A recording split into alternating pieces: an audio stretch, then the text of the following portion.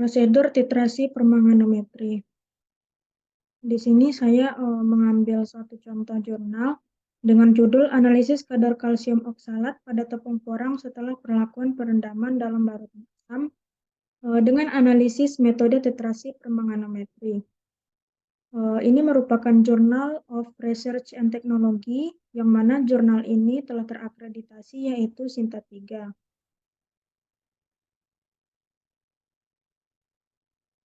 Yang mana pada penelitian ini untuk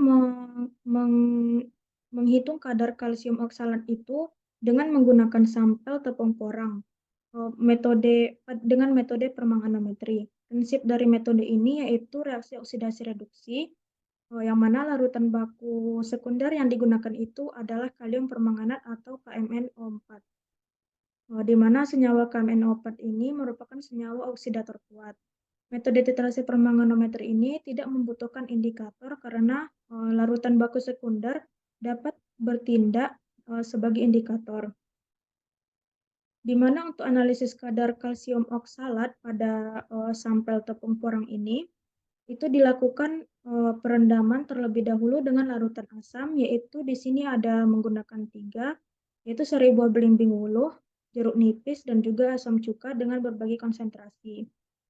Yang mana pada sampel yaitu tepung porang itu direndam terlebih dahulu dengan larutan asam tersebut, kemudian dikeringkan dengan menggunakan oven.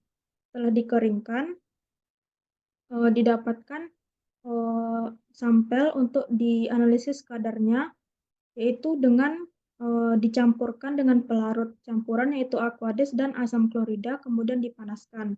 Setelah itu dilakukan filtrasi, yang mana akan didapatkan filtrat yang siap untuk dianalisis.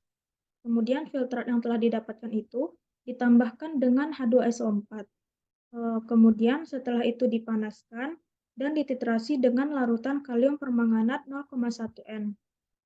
Titrasi ini dihentikan apabila larutan tersebut telah berubah warna menjadi warna merah muda. Pada proses tadi itu dilakukan pengeringan untuk bertujuan untuk mengurangi kadar airnya. Kadar air yang rendah dapat menurunkan aktivitas bakteri dan reaksi enzimatis, serta dapat meningkatkan stabilitas bahan. Yang mana titrasi permanganometri ini harus dilakukan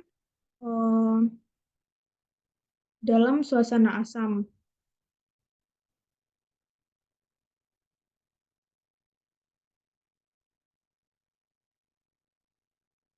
Kemudian didapatkan hasil untuk menganalisis kadar tersebut, dihitung kadarnya dengan menggunakan rumus, yang mana perendaman tepung porang dalam larutan cuka itu menunjukkan hasil yang paling baik bila dibandingkan dengan larutan sari buah belimbing wuluh dan jeruk nipis. Dan dapat disimpulkan bahwa kadar kalsium oksalat pada tepung porang itu dapat diturunkan melalui perendaman dalam larutan sari buah belimbing wuluh, jeruk nipis, dan asam cuka dengan konsentrasi optimal 7, 5, dan 20%, dan persentase penurunan sebesar 62,68%, 65,94%, dan 90,27%. Hasil tersebut didapatkan dari analisis kalsium oksalat menggunakan metode permanganometri.